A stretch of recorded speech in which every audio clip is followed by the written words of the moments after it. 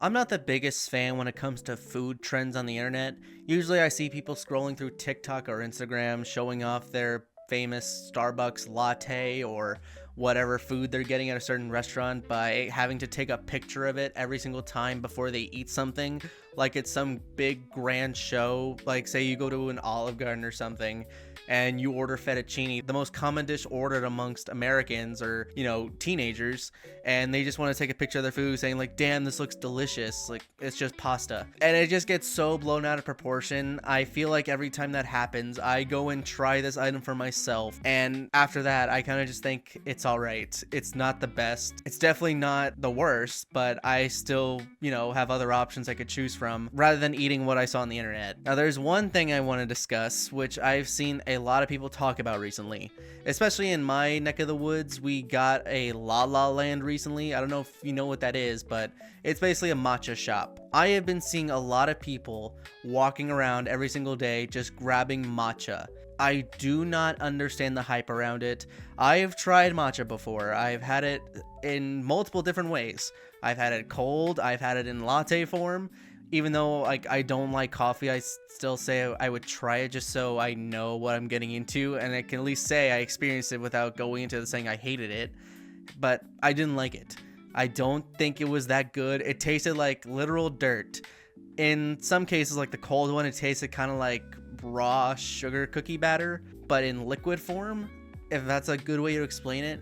I don't know. There's different ways that people perceive that taste, but most of the time, from what I've seen, the people who don't like it, like me, we always just say like it literally tastes like grass. Now, matcha's been around for a very long time. Been around long before we all existed.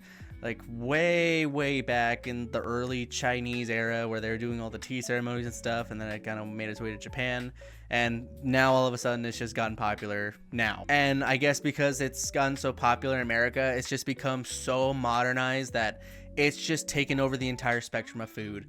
So it's like in everything now. You got it in your coffee, your energy drinks sometimes. You can also use it for snacks or desserts like cheesecakes. It's almost like if you have anything that you can put it on, you can put it on it. It's like salt and pepper at this point. And I just don't get it. I do live in a college town, so you're going to see a lot of people who are just lining up in droves outside of Starbucks, or in my case, there's a La La Land that opened up recently in front of where I work. And if you don't know what that is, it's just basically a matcha store. They sell all these lattes, banana bread, I'm pretty sure avocado toast, and, matcha. And people line up there across the street. It is always packed. People are just waiting in line for like hours on end sometimes just to get a cup of matcha. I don't think it's that good to warrant, waiting in line, wasting your time just so you can have a drink for a few minutes. Now, I will say I do know there are some health benefits to this. I know it's like a good alternative for coffee, I'm pretty sure. It like has more vitamins in there, more minerals. It's supposed to be a little bit healthier, but like I said, I don't drink it. I also don't drink coffee.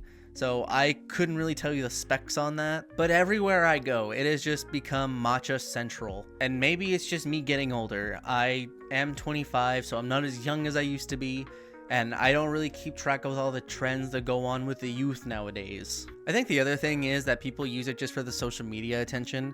Like they want to look really, cool and cute with their green cup of Shrek piss and say that they're the most chill person in the world.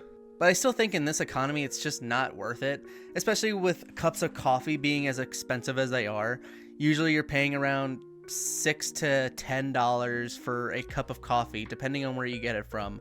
Like at a Starbucks, for example, that place is a big ass scam. I don't know why people spend money every single day just to go get a cup of coffee when they can just either make it at home, just grab a coffee maker, it's not that expensive, and you can just have coffee for life.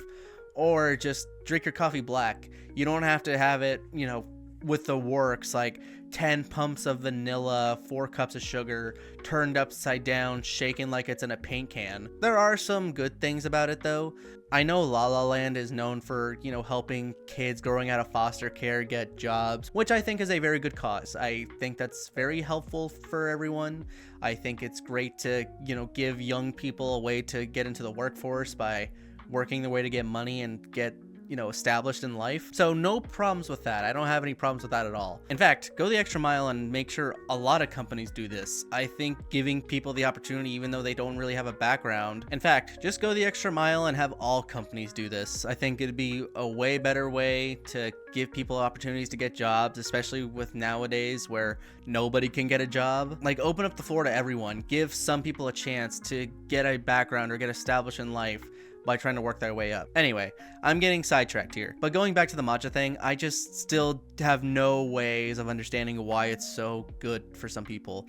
I think some people also said that it wasn't as great as what they thought it was.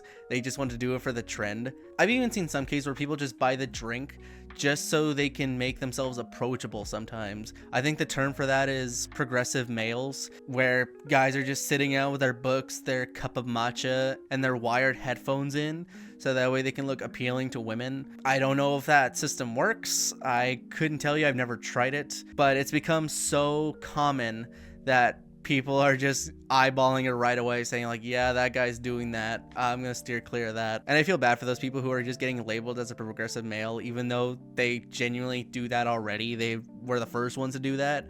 They were cool before it became cool. But I do think the whole matcha thing has just gotten out of hand. I've seen too many iterations of the same thing over and over again, and it's basically become a contest to see who can have the better matcha drink altogether, from what I've seen. I don't know. I just don't think it tastes good. It tastes like literal moss, and the desserts do not look that appetizing. I just see absolute green on there, and I just want to stick away from that. Even though I do like healthy stuff, I'm not a picky eater. But for me, whenever I try it, I just could not stomach it. I don't know, maybe someone can fill me in on why it's so popular, why they think it's so great. I'd love to see some people talk about it, but this is just my own opinion. I've tried it 1,000 times. Maybe one day I'll make a video going through all the stuff and say like, you know what? I'll bite the bullet. I will go through every single matcha item I can possibly fucking find and just eat it on video or drink it. And probably the thing that's gonna happen is I'm just gonna say, I can't drink this tastes gross, and I'll just give it to someone who does like the matcha. Anyway, that's pretty much it. This was just a little rant for me because it was just on my mind today. But yeah, other than that, thanks for watching. Hope y'all enjoyed. I'll talk to you later.